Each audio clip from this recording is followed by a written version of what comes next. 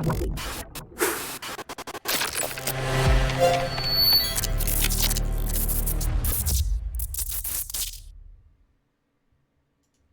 guys, welcome back to another hardcore leveling warrior guide video. Now today is going to be a quick video on the world section and specifically the adventure tab.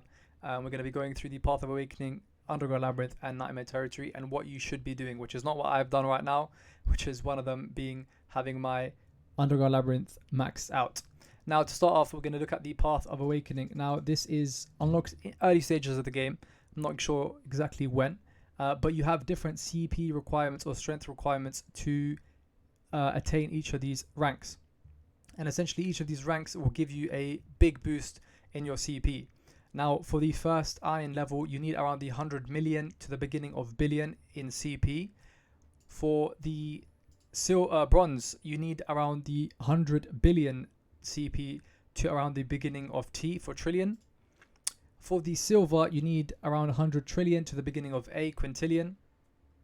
And for gold, you need around the C mark, so next to your CP. After you hit trillion, it goes from A to the rest of the alphabet. So A being quintillion and B, C, etc, etc. So C is going to be for gold.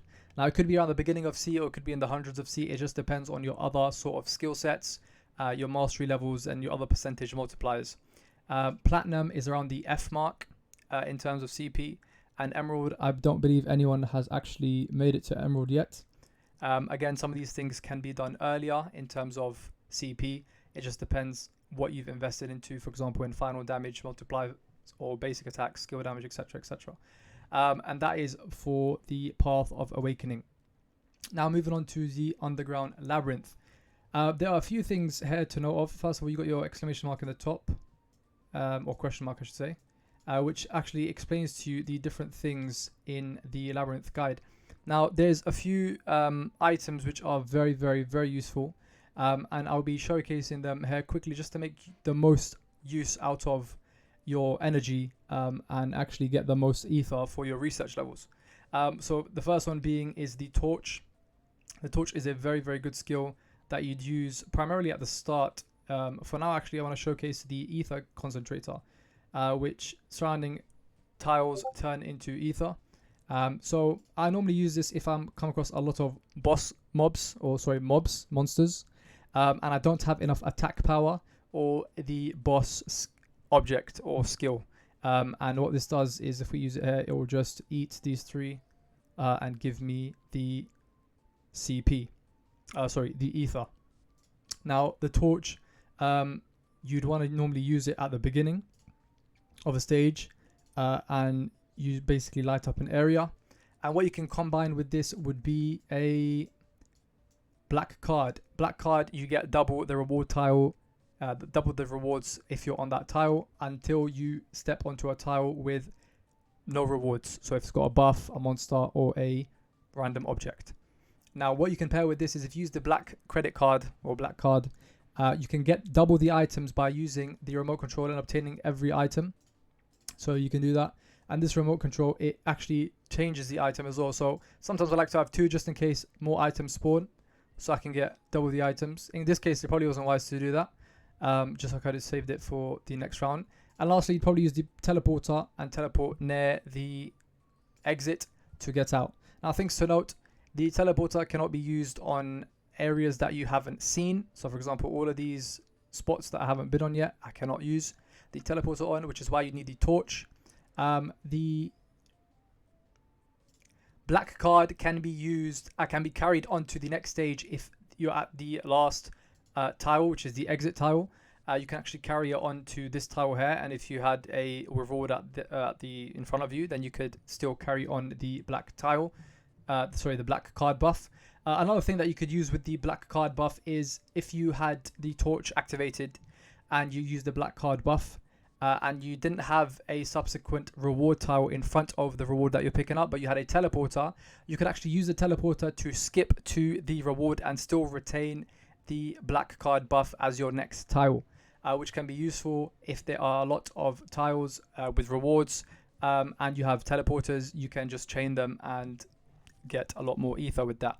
Another thing to note is on floor 100, it's best to stock up on black cards, on gamepads, as that floor is covered with rewards on every tile, with ether and gems. So be sure to have the right objects, so you don't have any monster objects or anything else.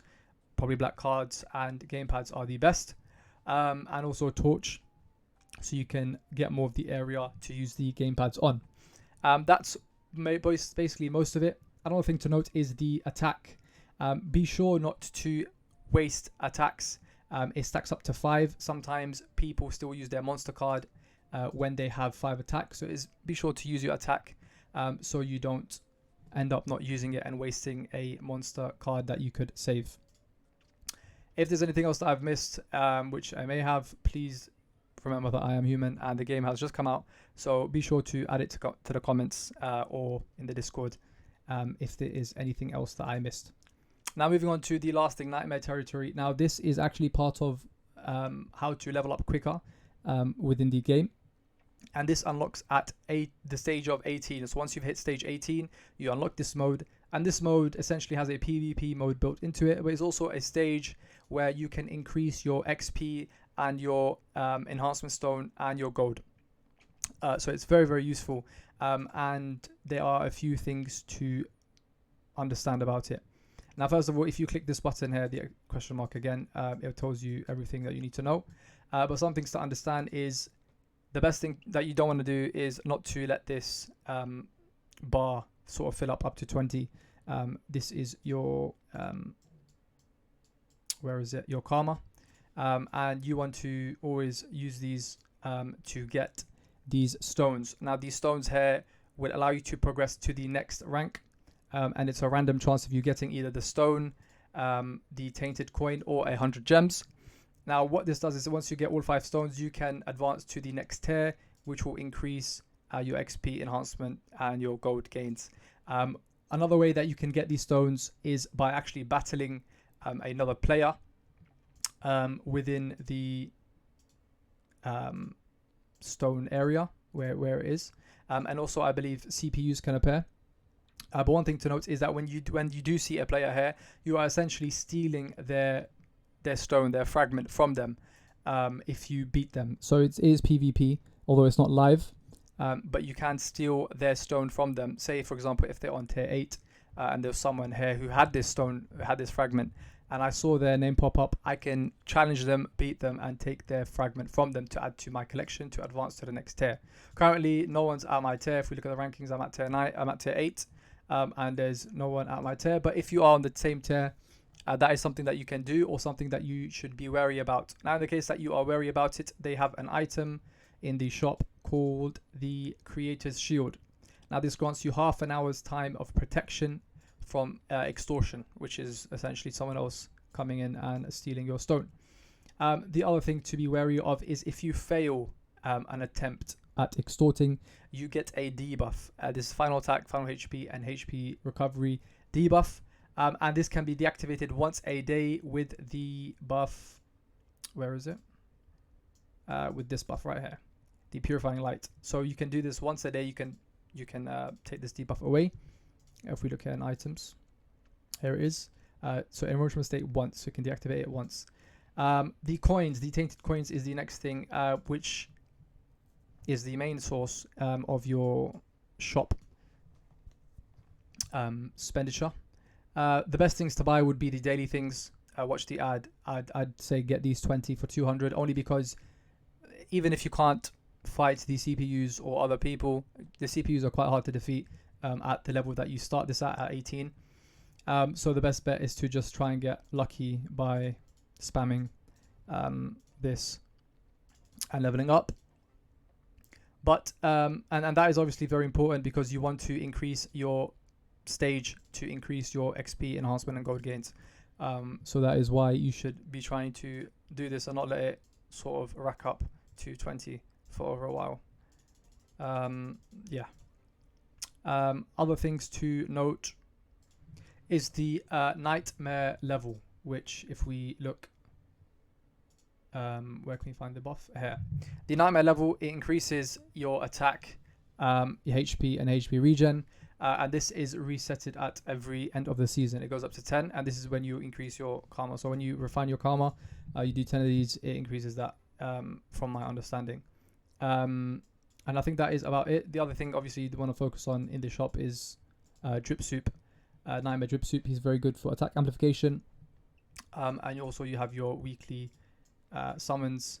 I wouldn't probably do this too much unless you are at a stage where you want to fight or you can fight others, and you're getting the buff by losing. You can obviously use this to get out of the darkness enroachment state, and same goes with using the creator's shield. But I guess for now, when you start off, the best thing is to just use these until you are confident or comfortable with doing PvP. The best setup for PvP would be Light, as he does player attack damage.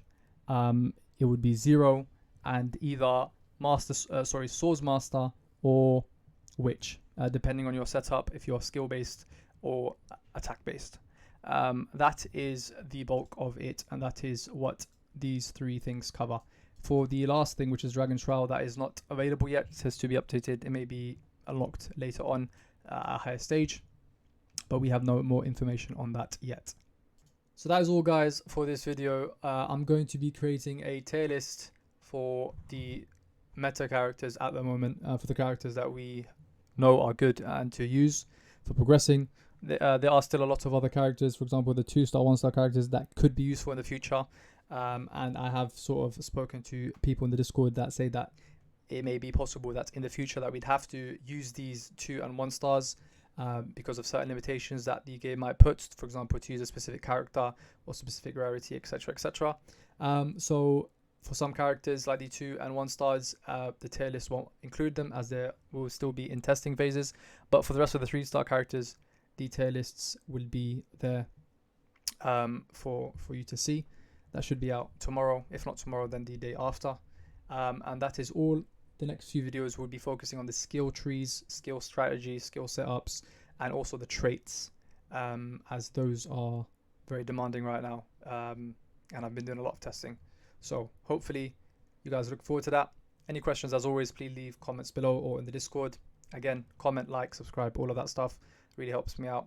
And I will see you guys later.